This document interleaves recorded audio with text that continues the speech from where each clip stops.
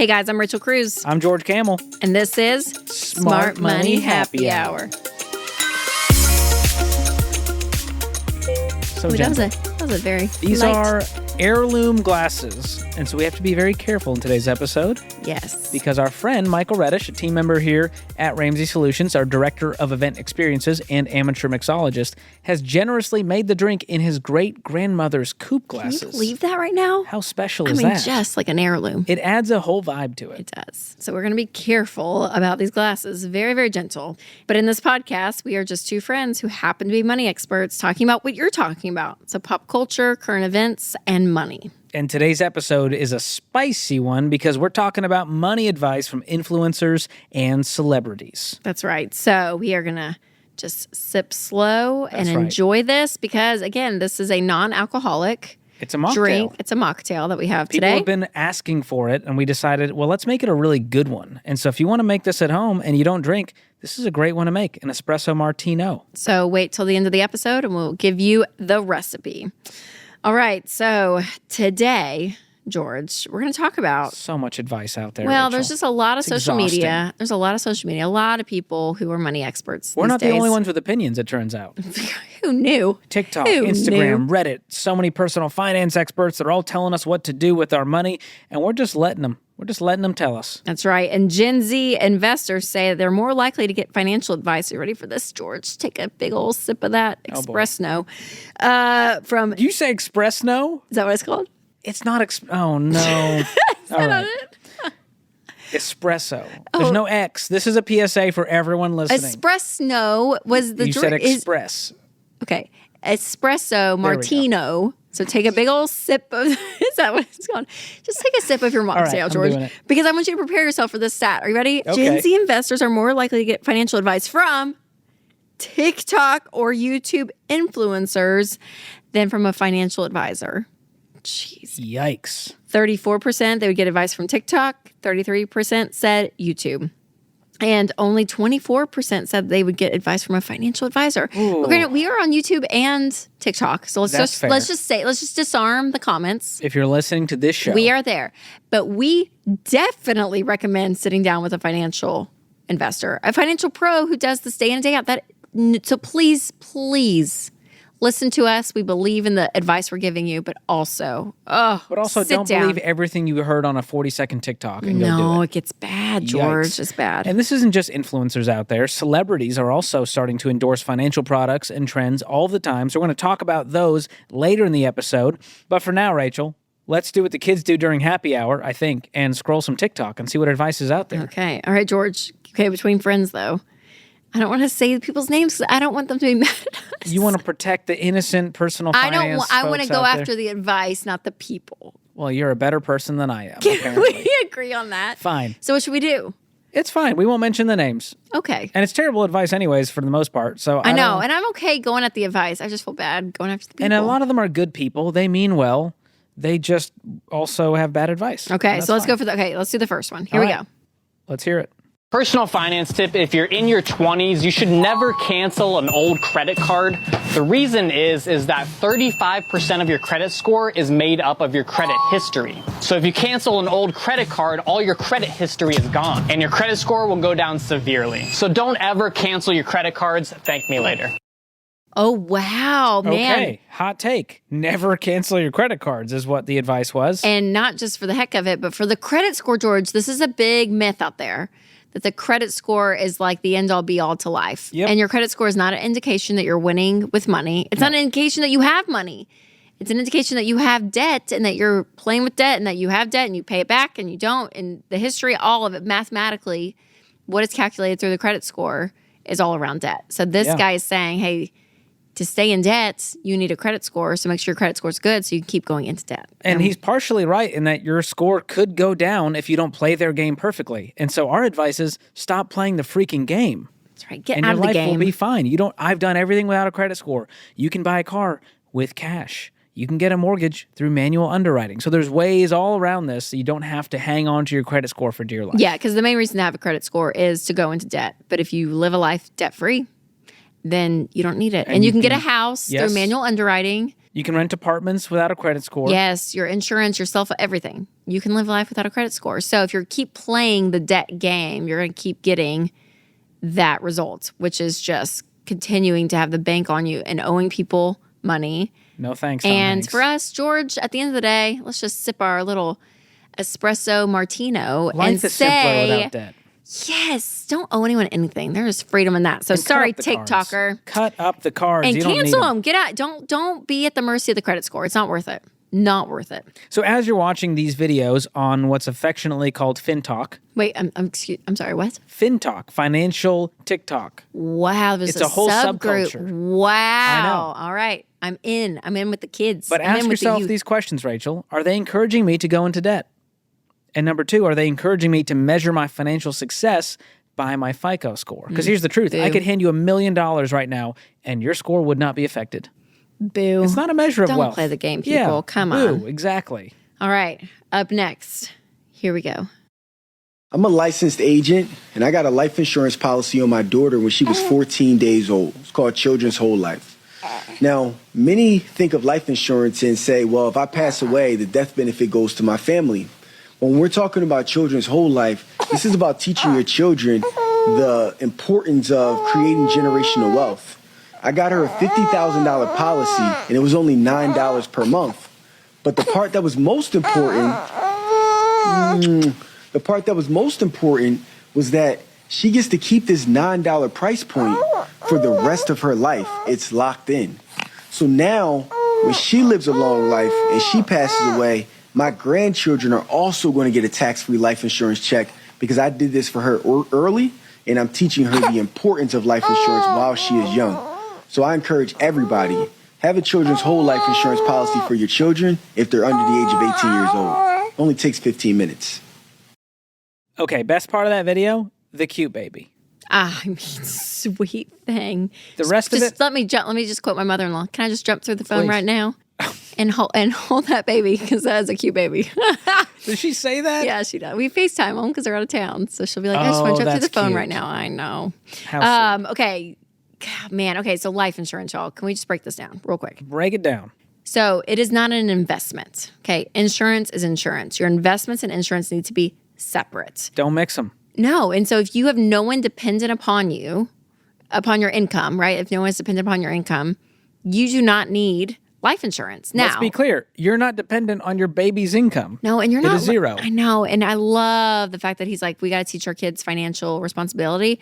So I love the motivation, but you're not teaching them that through having a whole life insurance policy. That's kind of crappy. No. And truthfully, Rachel, a lot of people that are peddling these whole life insurance videos, guess what they sell? Whole Life insurance. I know. Not a trustworthy source there. So the reason is we don't like to mix insurance and investment. You can do way better investing in the open market in mutual funds and index funds, and don't mix these together. Get term life instead, which is way cheaper than whole life. And the insurance company wins 99% of the time when it comes to these products. So Yeah, whole don't life fall for insurance, this. yes. They actually take a huge cut, if not even the savings. Sometimes the investment, depending on the policy, when you die anyways, like they take the money. So it doesn't make sense. So again, yes, we are all about having life insurance. That's very important. So when someone is dependent upon your income, get term life. It's very inexpensive. And then take what you would have paid at whole life, take the remaining in even, right? What you would have paid and invest it. And you're going to come out a whole lot better investing your money in an actual investment versus insurance. Yeah, don't fall for this, especially children's whole life. You don't need that. No, Gerber had a whole thing. Do you remember that? Oh, yeah. Gerber life insurance, all this stuff. So Stick listen, to baby food, Gerber. God, Gerber, unbelievable. All right, you're really riling me up here. Here we go. Let's see what we got next. one.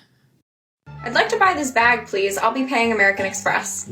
Oh, a credit card. Not to be nosy, but are you sure you can afford it? Why? Because I'm paying with a credit card? Yes, dear. There's no reason to go into debt for a purse. Oh, I'm not going into debt. I'm getting 60,000 points for flights and hotels, so that's about $1,200. The bag's paying for itself. Then I'll be paying off my card in full, which means I'll be keeping my credit utilization low, which is building me a great credit score, earning me lower interest rates on cars, houses, and everything else I go to buy. Oh my, what are you saying? I'm saying a credit card goes a lot further than cash or debit, as long as you know how to use it. This is it. The number one thing we hear about credit cards. You get the airline points, the miles. And I pay it off every month, Rachel. Less than half Americans do. Yeah, studies show you're going to spend more when you swipe that card versus using hard-earned cash. So that's number one. You're going to overspend.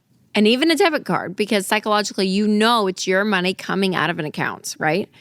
Versus swiping a credit card, you're using someone else's money. And here's the deal, too. I'm like, when you get the credit card bill and you're paying your money for stuff that's already happened in the past, it just feels different versus paying for something in the moment. You're going to second guess. You're going to think through your purchases so much more if it's in the moment. And after you purchase it, you're done. You never have to think about it again. You're done. And with a credit card, you get that bill at the end of the month. And again, technically you are in debt until you pay it. And there's delayed gratification. When you wait, you save up, and a lot of the times you realize that was impulsive. I don't even want it anymore. Yeah. And then it also pointed back to, well, and it helps your credit score, which we've already talked about.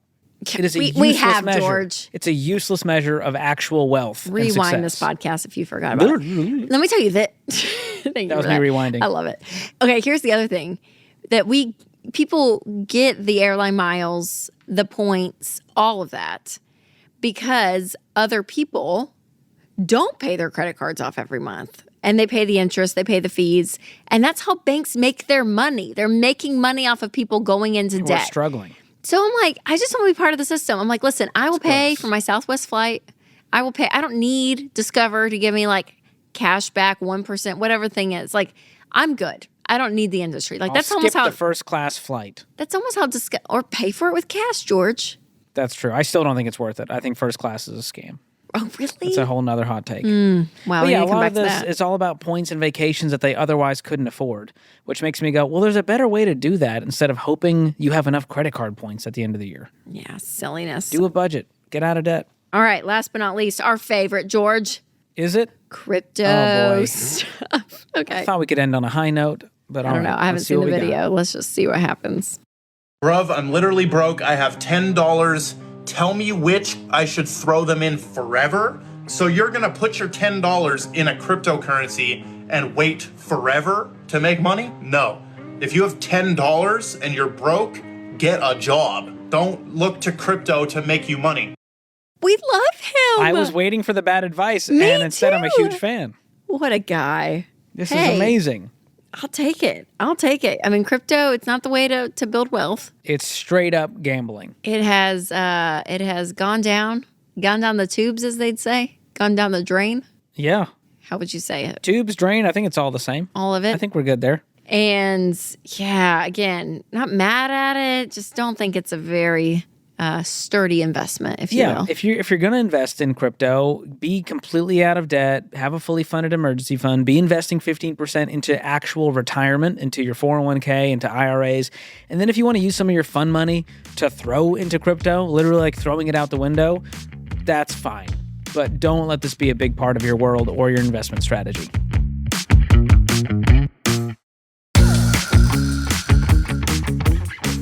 Crypto, George, has been a thing, even among like celebrities. People, I mean, the amount of money spent on marketing and advertising for cryptocurrency is fascinating. And It's insane. So you have like, And a lot of celebs have been coming under fire for just like taking a check and then saying, you should totally invest in crypto. I totally endorse it. no, Matt Damon, Tom Brady, Kim K. Oh, Kim talk about Kardashian Kim. got in some heat. I know. With So a she lot of was- zeros on the end. This is fascinating. So she made a $1.26 million crypto ad mistake. So she was paid $250,000 to put an ad for a crypto token on her Instagram story.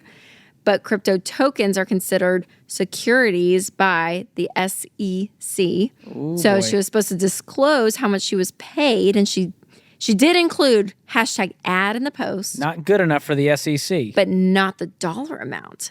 Fascinating. So she ended up having to cough up $1.26 million to settle the charges. And she also agreed not to promote any crypto assets for 3 years. Wow. Sorry, Kim, you're going to have to find money some other way.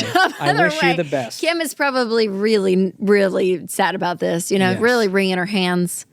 She's going to be fine, everyone, if you're wondering. If $1 million is a big number to her, it's not. She's fine. That's a Tuesday for Kim. She's fine. But in the spirit of crypto, Jay-Z also stepped into this world and started a 12-week class open to the residents of a public housing complex that he grew up in, which is really cool. The motivation is so great, though. He wants I to bring appreciate the financial motivation. education Yep. to, some of those folks who are in, cycles of poverty, who are in lower income housing, trying to get them out of this.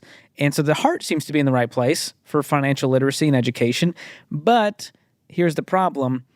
He's teaching them about crypto. Yeah. Largely. And so I wish there was something else other than crypto involved, like he was teaching them how to get on a budget, how to get out of debt, the dangers of debt. But instead, it's like, here's the way out. You should get into Bitcoin. Yeah, that's the hard thing about crypto is I'm like, it's this get rich quick feel, right? Like if you get this, you're going to be fine. And I'm like, honestly, building wealth and winning with money long term, it's hard work. It's the long game. You're playing the long game here. So whether you're wait, what'd you call it earlier, George? FinTalk? A fin talker? Or I don't know if they call themselves that, but I'm into it. Is that Give it a shot. thing? Or a celebrity, the crypto thing. And Just residents get out who here. are eligible for the class are also concerned because they're like, I don't have any money to lose. So they've said this out loud.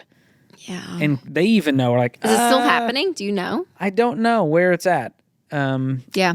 But some said Currently. they would rather have infrastructure upgrades to the property than a Bitcoin academy, which I totally agree with, Jay-Z. But I know his heart behind it though, because he wants people, to build wealth. But the hard thing is, in today's society, building wealth, everyone wants a shortcut. So, all right. So after going over all of this, from influencers to celebrities, here are some red flags to be thinking about when you hear financial advice. Proceed with caution if you hear any of the following. That's right. Are they encouraging you to go into debt? Huge red flag. Stay away. Are they encouraging you to leverage debt to build wealth? Even worse. Risk, risk, risk. Are they encouraging you to find ways to improve your FICO score? Boo. Also red flag. A too good to be true promise to retire early or get rich quick. Again, never works. No shortcuts to any place worth going. Encouraging you to gamble, bet, or invest more than you can afford. Not worth it, you guys. Not worth it. Common sense. Just Don't plug do in your that. common sense. And anytime they're recommending a specific financial product like an account, a certain credit card, a certain type of crypto, that is also a red flag that they are making money off that specific product. So proceed with caution. Yep. It may be a good product, but recognize they're making this video to promote this thing. That's right. And again, there's some good financial advice and products out there that really can help you, but make sure that it truly does. Don't let it defy common sense. And so that's what ends up happening with a lot of this stuff. It's like, yeah, my common sense is telling me that probably sounds too good to be true. And guys, listen to that because it probably is. I was singing Listen to Your Heart. Sing it. I can't. You're the musician between us, But George. that's why I wanted you to sing it. Listen to your heart. Listen to your heart. Keep going, Rach. You said it's your favorite artist of all time. That's not Celine Dion. Stop it's that, not. George Camel. George Camel, stay seated. Don't get Stay that. seated? That is I'm not getting up. I can't. Oh my gosh, who sings that? Unbelievable. Tell me it doesn't feel like a Celine song, though. Listen to your... No, it sounds No. more like a techno. Like Okay, never mind. Oh my gosh. Listen to your heart.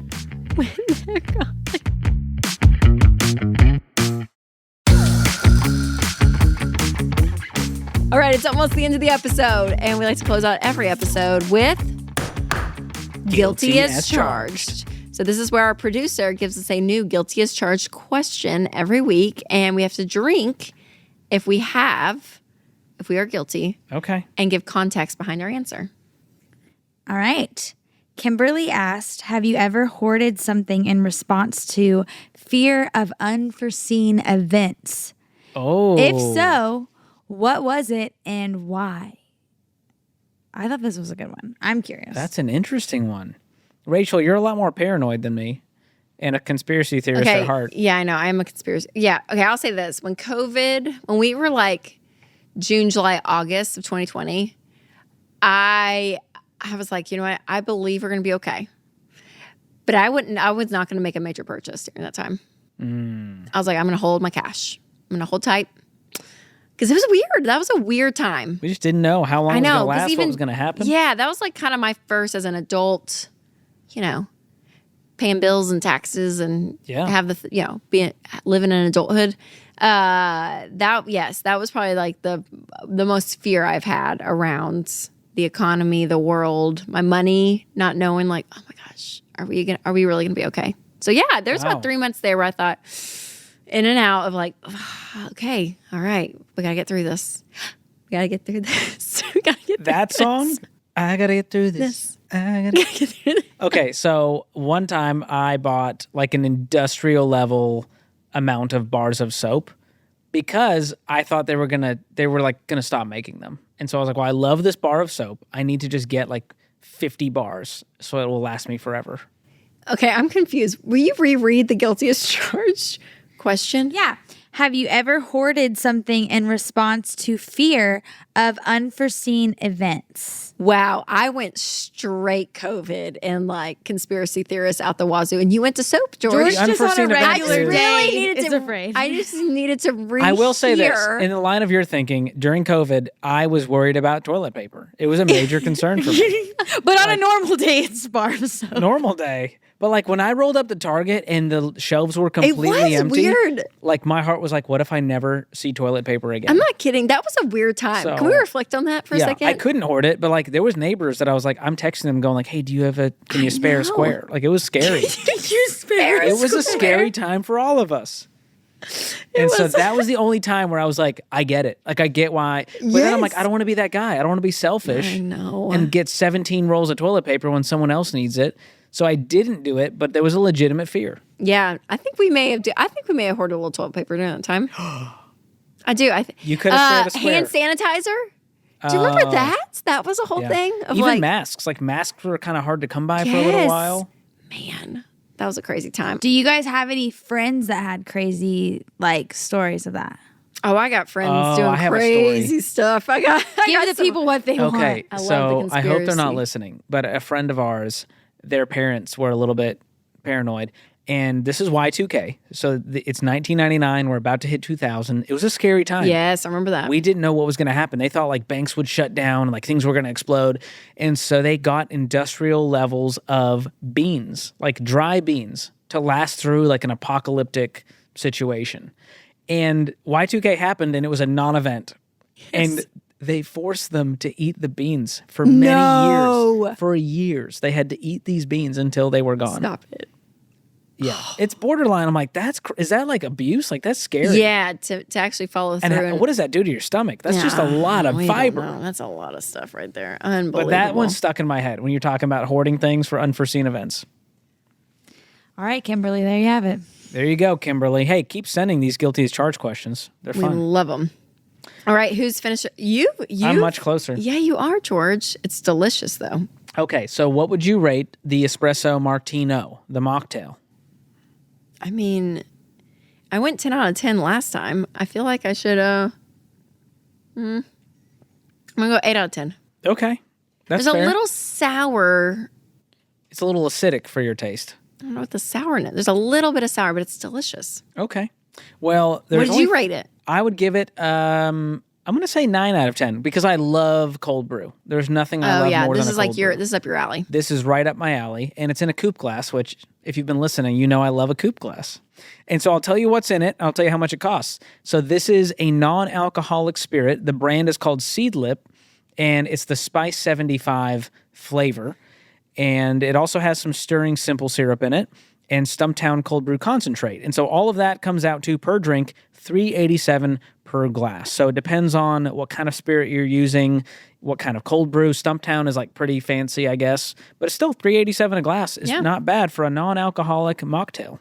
And if you want to make this drink alcoholic, you can add 2 ounces of vodka and 1 ounce of Kahlua in place of that non-alcoholic spirit. But still a very affordable drink that feels very upscale, especially in the coupe glass. So bonus points if you make it in a coupe. Super Do you fun. think it's worth the non-alcoholic liquor? I would say it's better than not having it. If it was just cold brew and simple syrup, it'd be a little bit strange. And so I think it's worth it, but just don't Add it in. expect it to taste like alcohol. But I would say it makes a decent cocktail. So great. if you don't drink, this is a great option for you. I love it. So you can find the recipe in the show notes and make it this weekend. If you do, tag us in your photos. We always love to see it. And send us, again, a great cocktail or mocktail recipe that you want us to try in our DMs at George Camel with a K, at Rachel Cruz.